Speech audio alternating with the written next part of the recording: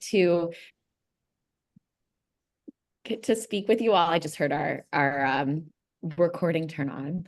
I was late. Yes. But yes, thank you so much to everyone for joining today. I'm really looking forward to speaking with you all and hearing what questions you have too. So I am just going to go ahead and share my screen. Let's see here. Okay.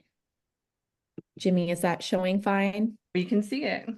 Perfect. Okay. Well, let's see if this is not going to let me skip forward. Sorry, everyone. There's always some sort of technical issue. I'm going to try this one more time. I am looking for transcripts. Someone was requesting for that, and I am looking through the settings. Okay, one sec.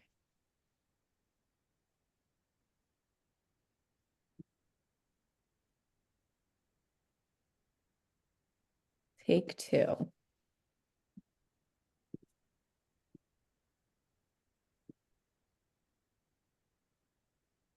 Okay, can everybody see my screen? Yes. Jimmy, good? Okay, excellent. I don't know why it's not letting, there we go.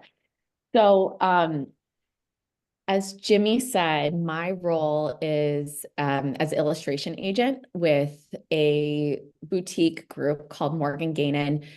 We specialize in storytelling, and our primary market of focus is children's publishing. So we do quite a bit when it comes to picture books, middle grade covers and interiors, and YA as well. And then the other hat I wear is as a mentor for the Theispot, the Business of Illustration program. So with that in mind, I am going to focus on a number of topics that relate to both of those roles today. So I'll start out by going into my perspective as an agent when it comes to reviewing portfolios, adding new talent to our group, and then what I think a successful agent illustrator partnership looks like. And then I'll go into some key marketing principles when it comes to ways that you can really just help yourself get your work out there and get more commissions. So we'll talk about developing your brand as an illustrator, how to optimize your portfolio and online presence, some ways to promote your work. And then after we go through those topics, I'll touch on the Theispot Mentorship Program that we mentioned earlier. This program really goes much deeper into some of the marketing principles that we'll kind of cover at a higher level today. And then lastly, we'll get into a Q&A. So agent perspective.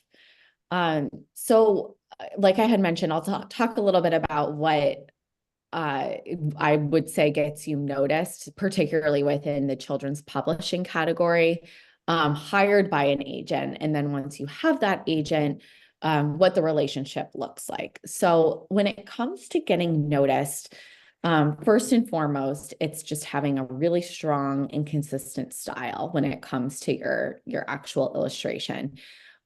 Something that's a definite non-starter, if you don't have this, it's a non-starter, is just delivering a professional quality to your work and professional presentation of the art. So, you know, if you're scanning your work, it needs to look nice and polished and high quality scans. Digital work, of course, it needs to be nicely laid out. You want to make sure that you're showing big pieces so the art is really shining. So again, just making sure that you have that professional caliber of work is first and foremost.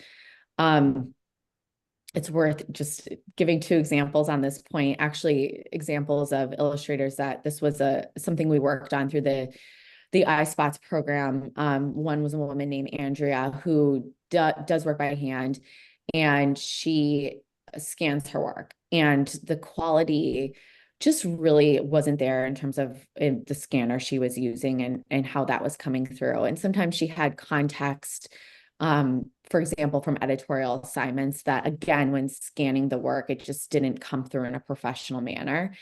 And we worked with her to rescan the work and scan the original art. And it was truly night and day when it comes to how that work presented. Before and after we made that somewhat small tweak of scanning the work differently. And then in a different sense, ironically, a woman named Andrea, she in the past had done quite a bit of work through Etsy, and she would add a frame to the art, which gave it that kind of DIY feel. And simply in removing the frame, all of a sudden her work felt much more commercial. So it really goes to show how important it is to make sure that you're presenting the work in a professional manner. The other thing that I will say gets you noticed, particularly within children's literature, is including work that reflects the type of work you're going after. So if you want to do picture books, making sure that you have sequential art and you're showing that you can tell a story and build a narrative by way of illustration, that you can be consistent with the characters that you're showing through your work. And then being expressive too, being able to show expression, whether that's, sad, angry, mad, happy, being able to show that range of expression is key. And making sure that really comes shining through, knowing how important that is for young consumers of books. And then as you think about, going into graphic novel, middle grade, YA, whatever area that you feel your style fits best, making sure that you have samples that very clearly speak to that, whether it's just straight up art, and also showing work in context. So making sure that you're doing those self-initiated projects to show that you can think through how to develop your art in a particular context. When it comes to getting hired, I think a really important thing to keep in mind is that you might have the best style out there, and you might be executing beautifully upon what it is you intend to be executing upon. When it comes to who's hiring for that, it really is, does the agent have a need for that particular style? And does the agent's clients have a need for that particular style? So while your work might be amazing at what it intends to be amazing at, really it comes down to what does the agent need in their roster to be able to then pitch and sell to a client. So I would say that's a really important thing to keep in mind.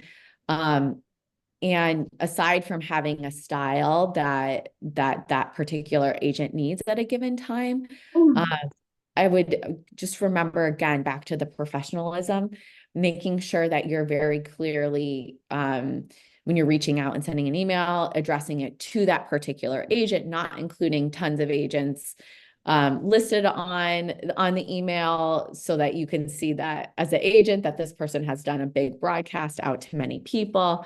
And then I would say too, if the agent engages with you a little bit, but ultimately does not take you into the group, always ask for some feedback. Always ask, what it is that you could be working on to help keep you on their radar for going forward, or take any feedback that they might have that you could implement and then help you to get on the roster of a different agent. And then the last thing is what to expect. So I mentioned this word earlier, and I think it's one to broadcast loud and clear, is that when you sign on with an agent, it's truly a partnership. So there's definitely, clear lanes. As the illustrator, you're of course doing the art. As the agent, you're running the business aspects to an illustrator's program. But it really is important to remember you're a partner in all of these things. So when it comes to marketing and promotion, for example. That's a significant aspect to an agent's role. But that doesn't necessarily mean as an illustrator, you can just turn off any of those efforts. You still need to do your part in, maintaining the channels where you're showing your work, partnering with your agent so that if they're reaching out to particular imprints that you want to work with, talk about ways that you can also reach out to those imprints so that your efforts are collaborative and can really amplify one another. Contract negotiations, and when it comes to fee, timeline, usage, things like that. I think it's really important to make sure you're staying tuned in as an illustrator so that while your agent is leading those things, you still want to have a sense of what's going on, so that, expectations are clear once projects get underway. Client management, again, while the agent might be the point person, you still want to be fully engaged with your client beyond just delivering those, those art deliverables. You want to make sure that there's a relationship and a back and forth going there. And then the other thing I would stress when it comes to aspects of a relationship with your agent is just the career development and feedback perspective of things. So I would say like having that trust there with them and making sure you're on the same page when it comes to a vision for your work, working to implement feedback, whether it be feedback or coming up with new samples. If there's a certain market your agent thinks that you could be pursuing or certain projects they think you could be pursuing, just making sure that you're open to that feedback and critique to help put your best foot forward when it comes to getting projects with your agent.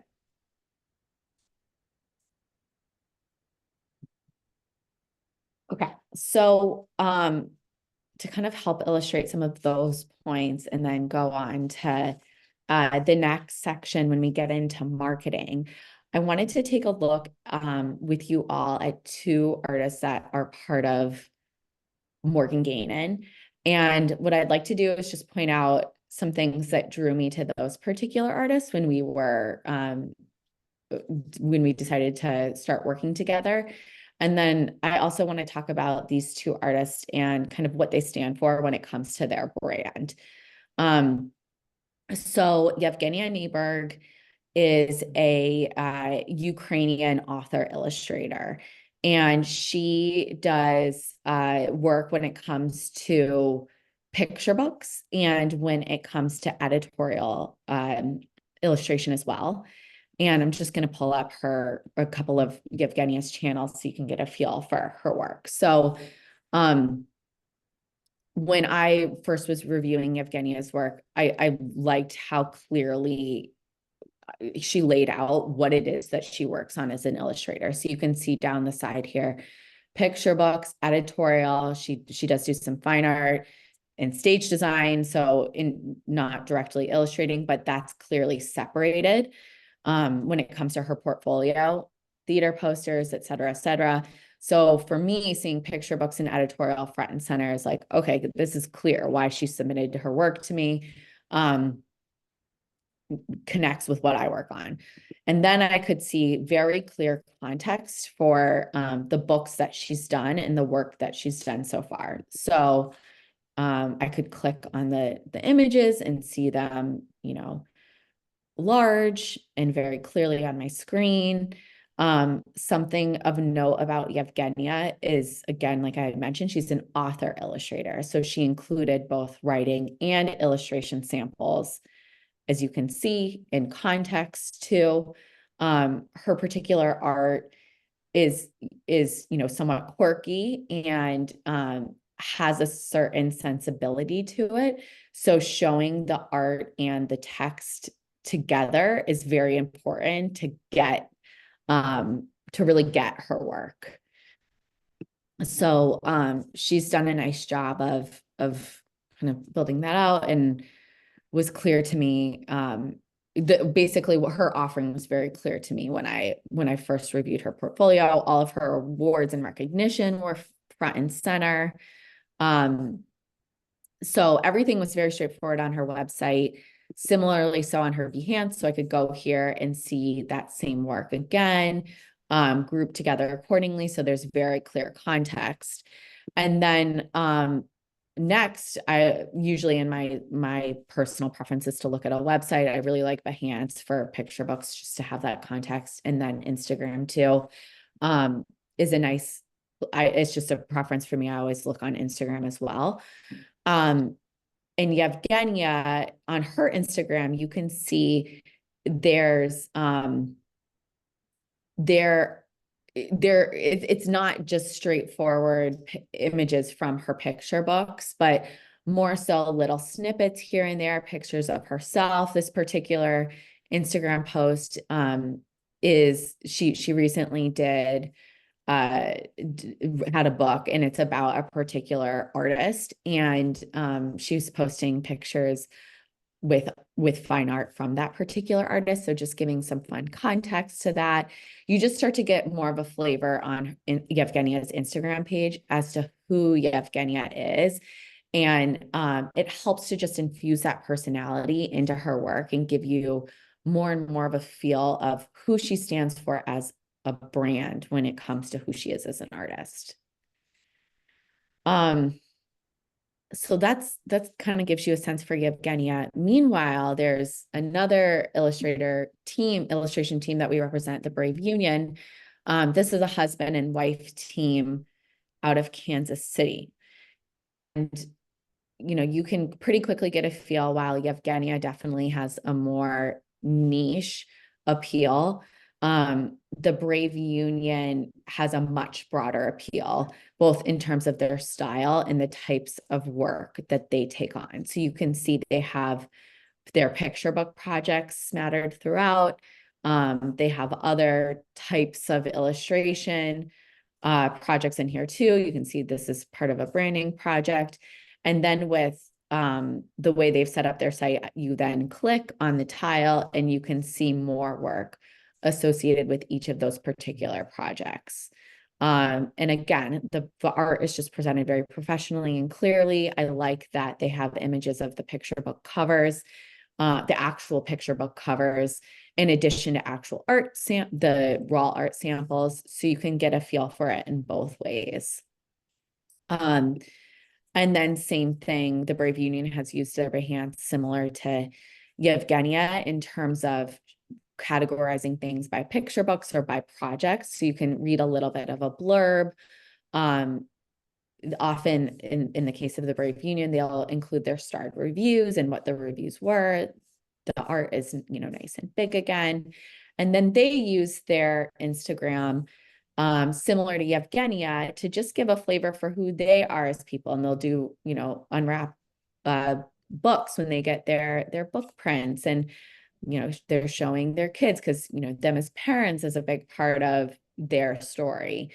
So again, they've just used their Instagram to really supplement their more polished professional portfolio on their website, which I think for children's publishing in particular is important to build your identity and who you are as an illustrator.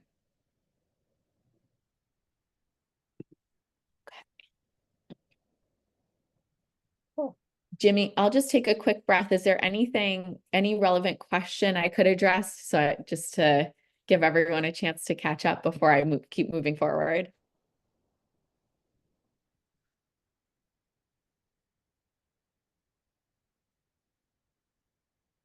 I'm not sure if you're speaking, but I can't hear anything. So I'll keep going. I'm so sorry. I was just saying, I'm so glad to hear that you actually still use Instagram, and that it's still pertinent in how you get to know your artists and the search. 100%. So important. I think it's not like there's anything magical about Instagram in particular. But it serves as a nice platform where you can really show who you are. And kind of like take down that fourth wall, show who you are behind the scenes. This actually leads perfectly into my next slide. And really just add into it can be an extension of your brand, if you will, when it comes to who you are as an illustrator.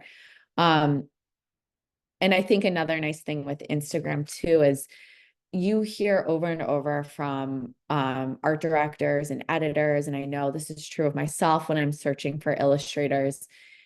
You're not necessarily, when you're looking for an illustrator, most people will say they're not necessarily going to just one source and looking at someone's samples in that single place. There's a little bit of a like adventure to it where you're going from platform to platform and looking at someone's work across numerous platforms and in different contexts.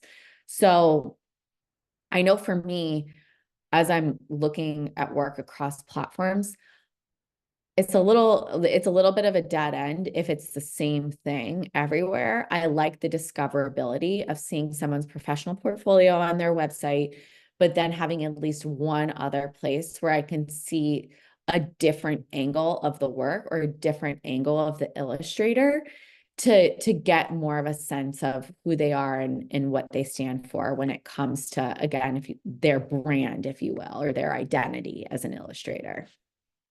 We do have another question that is becoming very similar in the folks that are actually DMing me. Yeah. What about like if you're not published, you don't have multiple books, do you still look at those sites and those pages? Like even if you haven't had paid work yet, is it something that you're still open to browsing and looking when you're on social media? As an agent, am I still willing to look through those various sites of an illustrator, even if they're not published? Yeah. That's the question. 100% yes. Um, do a self-initiated project, at least one. And in the same sense, post it as if pretend it's a real published project. Post that work in your portfolio.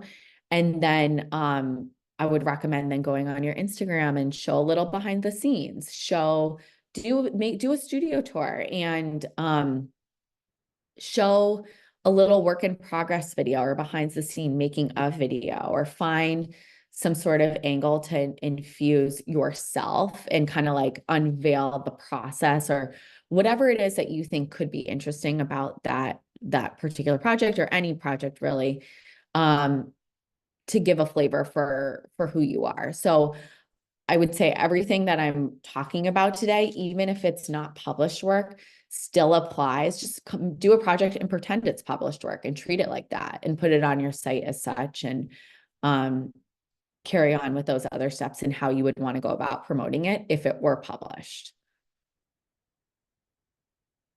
Thank you so much. Yeah. So anyway, I feel like I've touched a bit on brand as an illustrator. But again, when I talk about brand, what I mean is your identity as an illustrator, and that extends beyond the walls of your actual art. So again, like thinking of ways that you as a person can be infused into the story of who you are as an illustrator.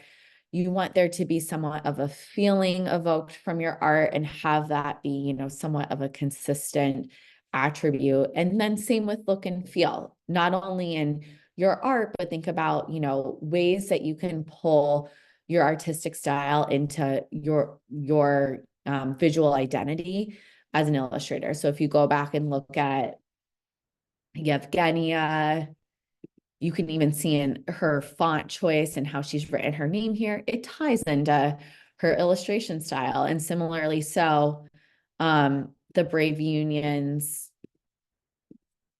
you can see with their logo, same thing here, and even how they talk about themselves. If you were to go read their about pages, the way Kevin and Kristen have written, that's the team that makes up the Brave Union, written their story of who they are. The tone ties back to the tone that they set as an illustrator. And same with Yevgenia, if you were to go read about her story, you pretty clearly get a feel for how her story ties back to who she is as an illustrator.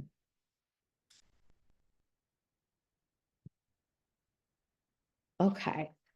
So the next principle when it comes to marketing that I'll talk about is optimizing your portfolio and your online presence. And we've touched on this a little bit already.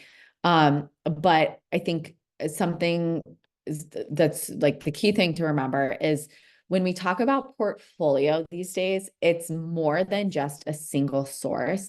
It's your overall footprint as an illustrator. And that often seems to be manifesting itself in a digital sense more and more. So how you show up on your main portfolio page, whether that be an actual website or, a lot of people will use Behance. If you're posting your portfolio on a directory site like children'sillustration.com, for example, and then social media too. I would say when people are thinking about a portfolio of an illustrator, they're thinking of it beyond the walls of your website. Optimizing when it comes to actually optimizing those pages. Again, it goes back to making sure you're showing only professional samples. It's always going to be quality over quantity. So showing your strongest work. For children's publishing, being able to show that you can visually tell a story. So having at least a couple pieces of sequential art, even if it's just 3 pieces, but clearly showing how one scene ties to the next and then ties to the next. And again, it's worth reiterating here too, the importance in being able to show a range of emotion that is key for picture books, since so much of the intent of picture books is to show versus tell for those young readers. And then the last thing that I'll bring up here is analytics. Don't sleep on analytics. I know it can be intimidating, but taking the time to learn how to look at the data behind whether it's your website or social media or whatever it is, there is so much data at our fingertips, and there is so much that can be somewhat quickly and easily learned to help you improve your performance for going forward. So that's one thing. I know it can be intimidating, but when you take that time, it can be so valuable to help push you forward and in making sure that the efforts you are putting in are paying off.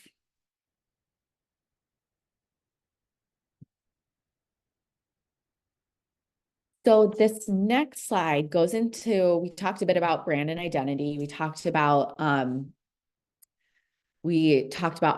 our portfolio. So that was kind of setting the table for making sure that you're putting your best foot forward. But this slide really gets into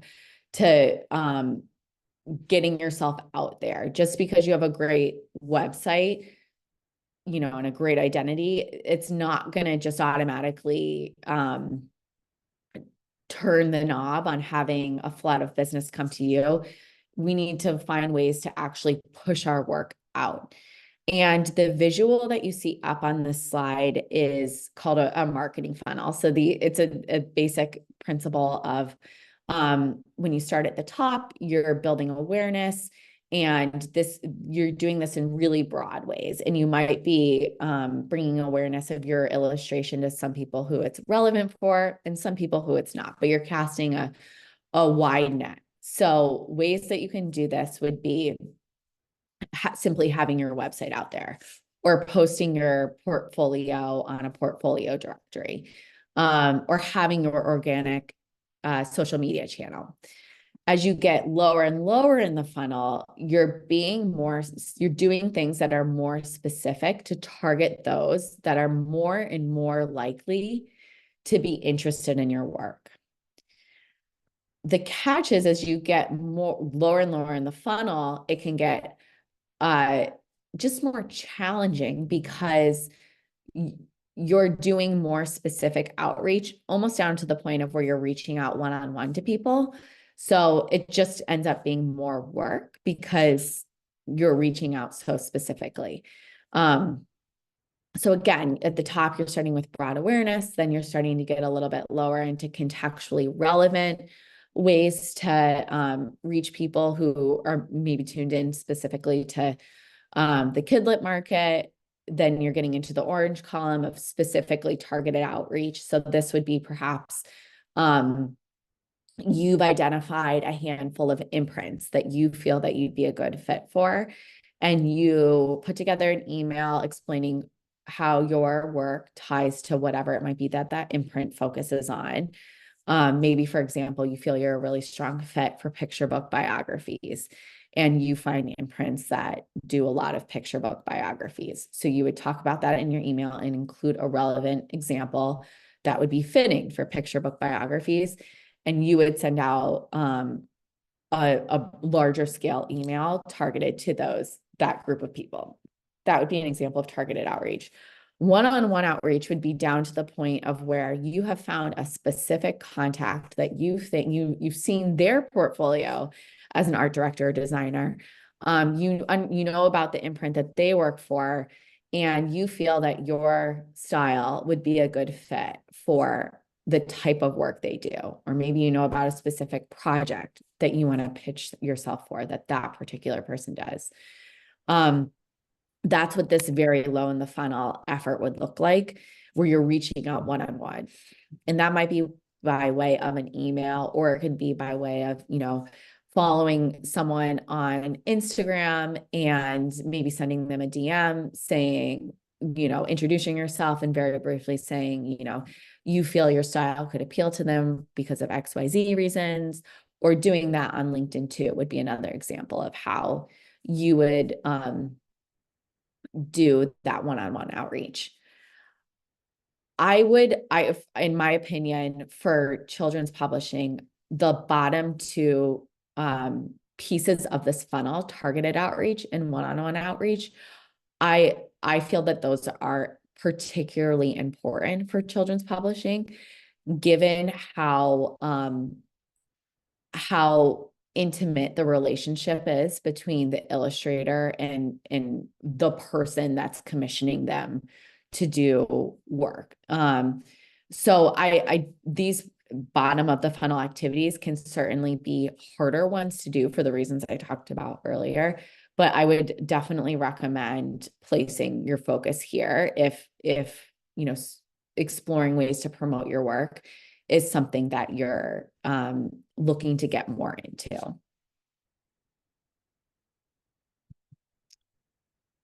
And then the last thing, before we switch gears, this is just a little bit of a recap of what I consider kind of like your block and tackle most important things to take away when you think about marketing yourself as an illustrator.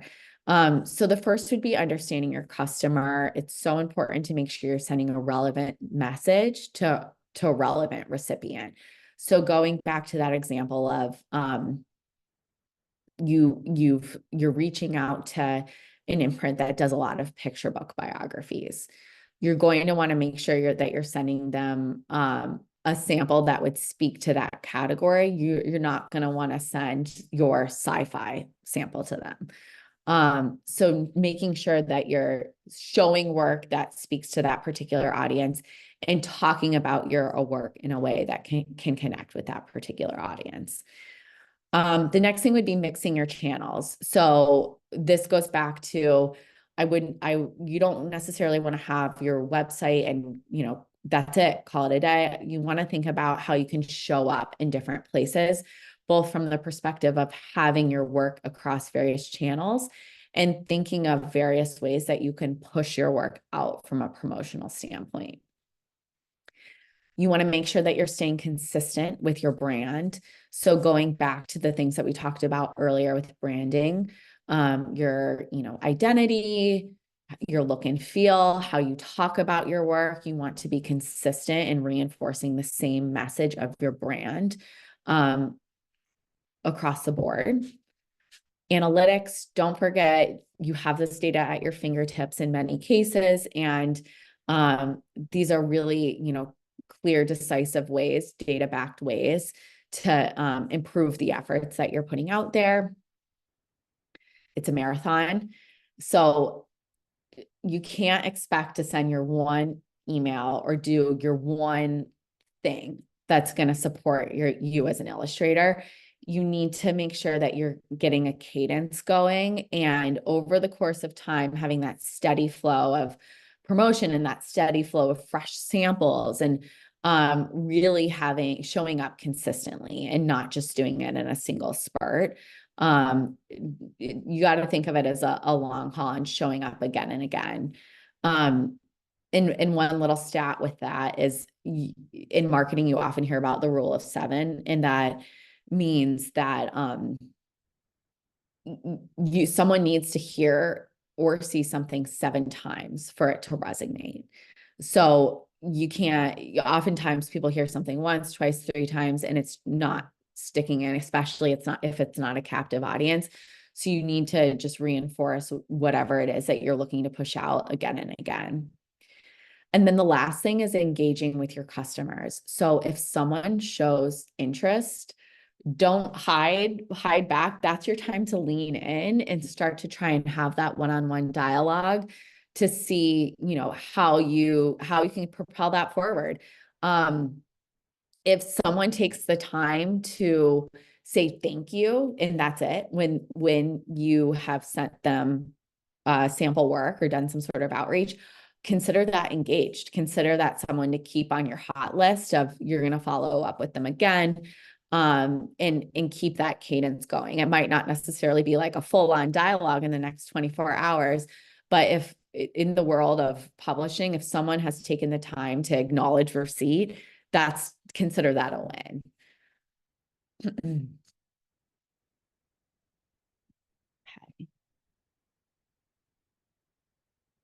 Jamie, I'll do a quick pause. Anything else before I dive? Any other hot questions before I dive into the mentorship program? I totally wrote down the rule of 7, that you have to see things 7 times. And as a mental note, I'm like, oh, I put this on Facebook. Oh, I put this on Instagram. Oh, I put this on Blue Sky. Oh, I put this on. And I have to say, I had an interview with an art director once, and they were like, I've seen this. I know I've seen this. So I was like, yes, that's what you want to hear. And that's nice comfort to realize that it's not overkill and that it actually can work for you.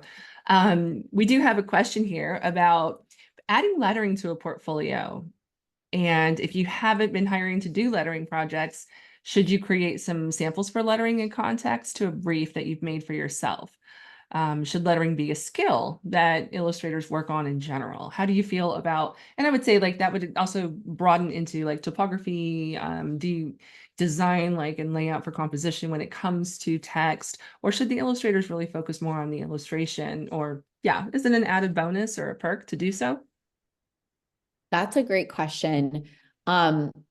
I feel I have kind of 2 separate feelings on the matter. So first of all, if you more so have an illustrative style and it's kind of like an add-on, if it's something you like doing and you want to do more of, yes, do it and add it to your portfolio. Definitely, yes. For something like a picture book, I rarely see a client commissioning someone to do hand lettering, for example, with a picture book. But if an illustrator is being commissioned for a project and they also do hand lettering and can add that in as an element to the book, it's a bonus in that sense. There's also the case of, you might have, I'm thinking of an illustrator in a partner agency of our group, Kate Forrester, for anyone that's interested in seeing what I would consider a really lovely illustrative style that's centered around typography. She would be an example of someone that has built their entire illustration portfolio on hand lettering and typography. So in that case, yes, of course, she'll have those samples in her book. And then in the case of, you have a more kind of like classical children's illustration style, and you want to explore hand lettering as a added bonus, that's great. It's absolutely not expected in that latter case. Hopefully that answers the question. I think that helps provide some clarity. Okay. Great. So the last thing that I'll talk about today is the Theispot Mentorship Program. So this is the program that I mentioned earlier in our call that I am a mentor for. What makes this program unique is that from other mentorship programs within illustration is that we really aren't all that focused on mentoring you in the skill of illustration. Really, the focus of our program is to help you take your illustration and figure out how to put your best foot forward in terms of optimizing your portfolio, building a promotional plan, social media presence, how to put your best foot forward and build a business around your illustration talent. So it's the program lasts about 2 months. It's anchored around 4 sessions, live sessions, with a team. There's 4 of us. And basically throughout the course of the program, we work with you to do a deep dive into, where you are in your illustration career, what your goals are, helping you to refine what market you're doing work within or markets that you want to pursue if you haven't done any work yet. So we do kind of a large scale assessment. We do this, we kind of talk it all through live in session 1. And then after session 1, we come back to you with a plan. And that plan gives you a recommendation around how we think that you can best kind of rejigger your portfolio or build out a new platform or whatever it might be. We'll bring forward solutions around how you can promote your work and what markets to pursue. We'll give you feedback on what you already have out there. And we'll basically give you this plan that you can then go use to help do a lot of the things that we talked about more broadly in this session earlier today. And then after session 2, the illustrator usually picks a few things and goes back and starts to activate on those things. And then in session 3, we provide feedback on the work that they've done so far, answer any questions that they might have. And during session 3, we get into the nitty-gritty of what we call business need to knows. So talking through contracts and pricing and managing clients, how to keep clients and deal with their expectations. All the things that I would consider essential when it comes to really the block and tackle business side of illustration. And then the last session, we pair you with an agent, one that matches the market that you're pursuing, whether that be, editorial, more commercial and advertising type work, or publishing. Morgan Gaynin, my agency, is a partner agency to Mandola Artists and Rap Art. So whoever you meet with as an agent will be from one of those 3 groups. And then we'll send around this flyer, but you can see a little bit about the team along the side here. John Nepper, he is a managing director of the Theispot. The Theispot also has a premium stock illustration section, and then we have a portfolio directory as well. So John, for his whole career, has been working on promoting illustrators. Grace is also part of the Theispot team and runs the social media. So she's kind of our social media guru. Elena Conti is a portfolio manager for Rap in Mandola. So she has a wealth of knowledge when it comes to building out your portfolio. And she does quite a bit with social media as well. And then I'm part of the program, again, really bringing forward the perspective that we talked a lot about today when it comes to the perspective of an agent, and then kind of a general perspective when it comes to marketing and advertising. And then just a couple of testimonials from those that have completed the program with us so far. Generally speaking, I would say the number one thing we've heard over and over in how is that illustrators find great value in having this program be live and one-on-one. It's just with you. We're focused on creating a plan for you specifically. The sessions are live, they're not pre-recorded. So just having that customized approach to helping you and meeting you where you're at is really our specialty.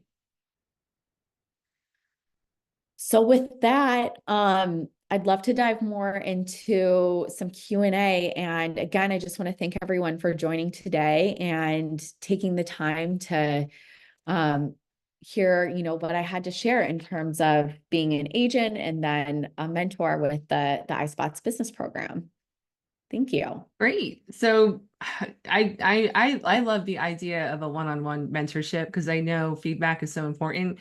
I see a lot of pop-up learning academies online, and you can pay for those things and stuff, but you never necessarily get feedback all the time. So I think this is really nice. We have a question here. It says, what is the difference between an illustration agent and other agents specifically? Definitely. So an illustration agent versus maybe you're thinking of like a literary agent.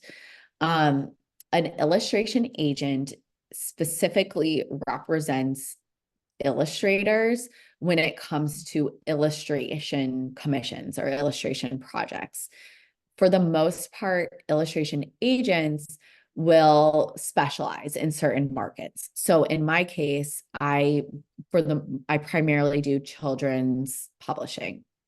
So I have a number of relationships within children's publishing, and I, will promote my group of illustrators to my clients, generally speaking, and then I'll also work with the clients, to pitch specific illustrators that I think are a good fit for the types of projects that they do. And then on a most specific level, I'll have clients come to me with specific projects and ask for recommendations, and I'll recommend illustrators. So as an agent in general, you're promoting your illustrators to your, cast of clients. And then once you get projects, you're really liaising on all the business elements to the project. So working to figure out the fee, the timeline, usage terms are a significant thing to work through. And then I'll work through the contract with the client and the agent. So it's kind of taking all of those business elements off of their plate. And then, you deal with the invoices and billing and that aspect of projects at the end. I'm losing my train of thought. There's something else I was going to all that paperwork, right? Yeah, it's all that paperwork. And I guess the main difference to point out to the question of illustration agent versus any agent, so you can be an illustration agent.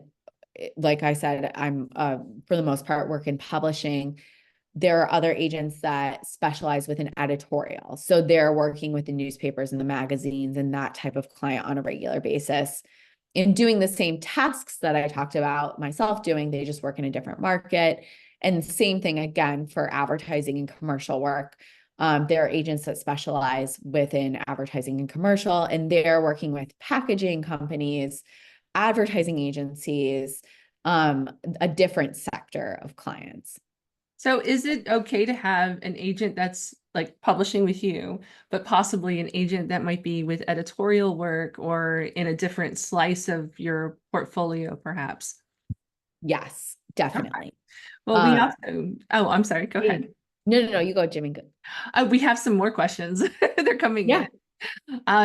There were some examples that you shared during the presentations where the illustrators were also authors, and you had mentioned didn't necessarily have to be, but do you feel like there's a different relationship between author illustrator than just illustrators? Because I would assume that you get an illustrator and you would talk to a client that actually has a need for those illustrators because they already have the story. Is that correct? And could you elaborate? Yeah, definitely. So, for the most part, my group is illustrators only. I have a couple of illustrators who, on occasion, will, want to pitch an author illustrated book. But for those who are illustration only, it's more so a process of finding the right match with an art director or an editor who already has a manuscript in their hand that they've bought.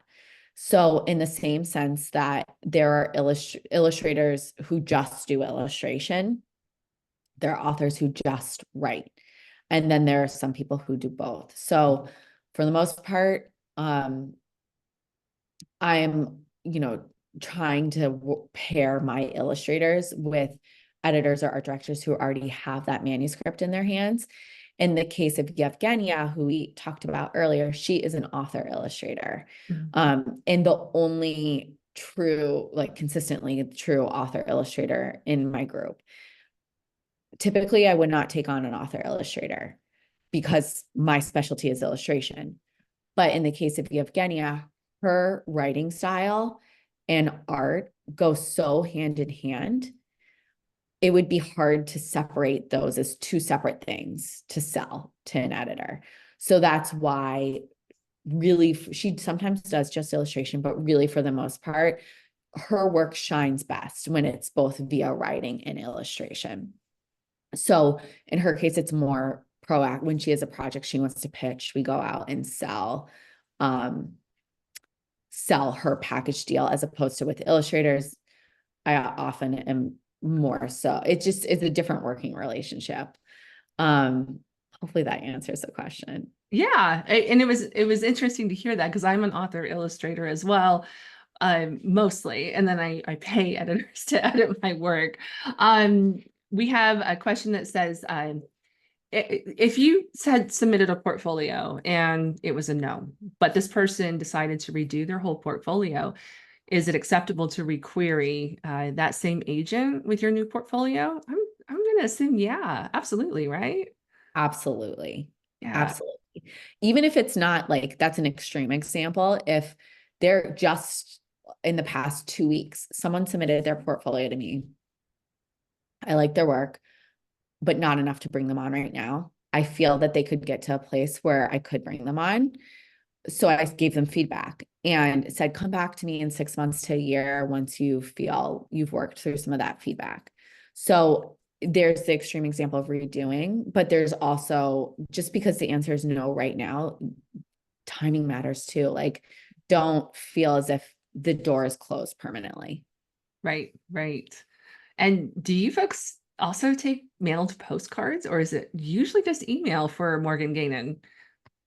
You can mail a postcard. I would recommend don't spend your money on that and just send an email. I look at every single submission. I apologize, I don't respond to every submission just because I don't have the time. But I look at every single submission, and from every agent I've ever spoken with or ever heard from, I think that almost all agents do exactly the same. They look at every single submission. Yeah, I've heard some agents can get thousands. Like, Yes. yeah, it's an information overload. I can't imagine when we're dealing with information overload on social media. I'm trying to imagine what your inbox looks like, and other agents as well. It's a lot, but Yeah, it's well worth it. and it's not personal. It's just, wow, No. there's a lot of data. So Yes. yeah, yeah, yeah. Do you follow hashtags? No. Like Kidlit art postcard, is that a good way to get art seen? No. No. Okay. I think sometimes the hashtags are a great way for us illustrators to just be nosy and see like what's the trends or what's everybody else doing or what's going on. I know Twitter was really big in publishing for a while, and now Now that it's something different, it seems that Blue Sky is starting to pick up some of that, and Substack is also becoming more popular with some of the different social media. And as a person who does not like social media, it's a necessary evil is what I call it. But every time something new comes up, I do give it a run. I'm like, let's see what's going to happen with this, because you just never know if it's going to catch or not. Um, is there anything in a portfolio that you are like, absolutely no? I don't think so. Is like, what would be is something that would be um for a children's publishing, I would think that would be very difficult for someone to cross that line if you love children's illustration.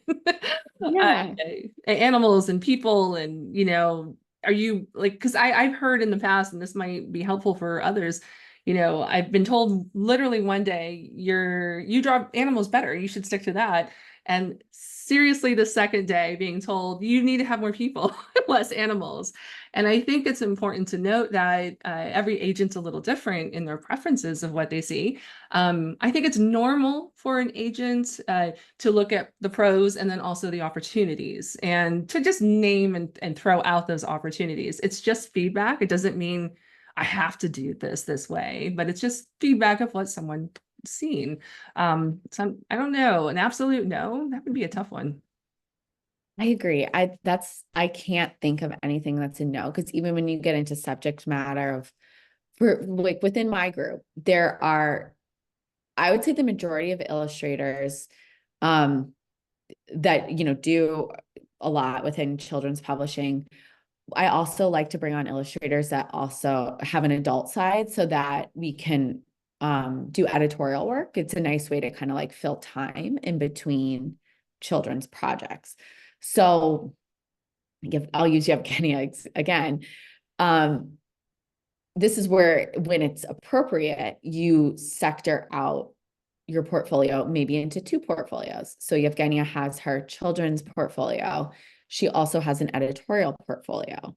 It might be a little jarring if we were to weave the two together, because in her editorial portfolio, there are some politically charged images, or things like that just might feel off if you were to be looking at them in the context of children's publishing. So that's where you sometimes it is appropriate. I know there's often the conversation of, I have two styles. Should they be together? Should they be separate? I think it's also important to consider, I have two markets. Should they be together or should they be separate? Right. Know your audience, right? Yes. Great. Yes. Your audience. One last question. And how many portfolio pieces do you recommend? That's a great question. I usually, in the portfolios that I build for my illustrators, I usually aim for 50 pieces. That is, for established illustrators that have done number of published projects. Again, they're joining my group, they're being agented, and all of that. I know that can feel big. For me, that feels like what I typically need to represent the work. Right. Because you have to take that and share that. And they want to be able to feel confident in the broad scope of the body of work that you're actually displaying online. Yes. For an unagented illustrator, I would say, it's hard to put a number to it, because I mentioned this earlier, I think it's very important to focus on quality over quantity. But to give folks a number, I'd say maybe 20 pieces. 20 could be enough to show in the world of children's literature a couple of different storylines. It could be enough to show your skill in different, settings, showing different characters, humans and animals, if you do both. Only if you love to, right? Only if you love to. Only draw do what you what hate. you love doing. It will come through loud and clear if it is forced. Absolutely. Yeah. Kelly, thank you so much for this. I think this has been very valuable. It's not every day I come across an agent who's like, hey, we also do some mentoring. And I'm like, okay, I'm going to write this down for summer. I did put in a form into the chat for everybody if they wanted to click on that. I can send you out the recording, and you can also get some more information from Kelly. It does ask you to list your website address. So if you have one, great. If not, it's okay too. You could always do social media. But yeah, she can send out some things for you folks. Great.